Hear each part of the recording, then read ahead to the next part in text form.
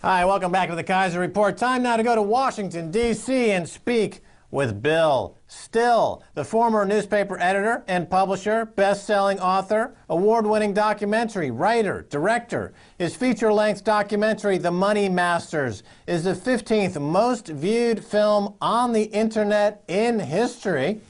He also wrote and directed The Secret of Oz in 2010. Bill Still, welcome, a big welcome to the Kaiser Report.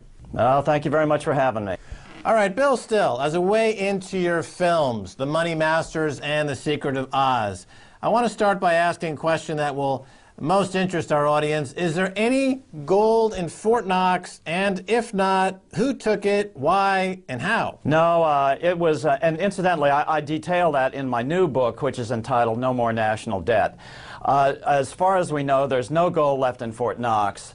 There was one peek into Fort Knox in the 1970s. It was either 1973 or 74, which was instigated by an older friend of mine by the name of Ed Durrell. He spent $11 million of his dollars. He was a very wealthy Ohio industrialist trying to answer just this question.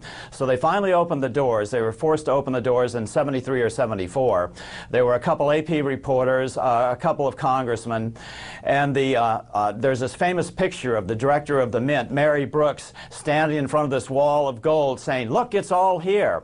But the problem was they only showed gold vault number 13, which was the smallest of all the gold vaults, and they denied the existence of the central core vault.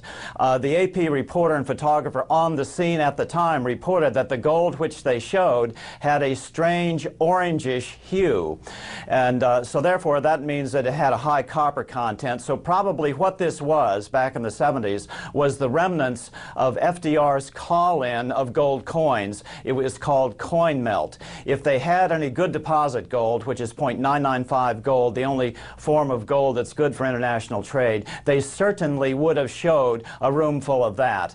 My theory is that despite the fact that the U.S. government carries the largest amount of gold on its books, some 248 million ounces, that they probably have zero, except to some of this remnant coin melt.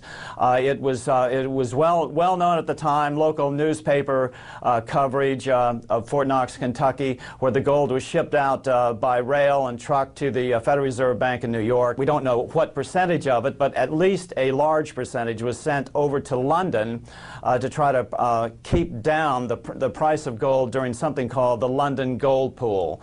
And probably once all the gold was cleaned out of Fort Knox, that's when Nixon closed the gold window, and so that's what happened.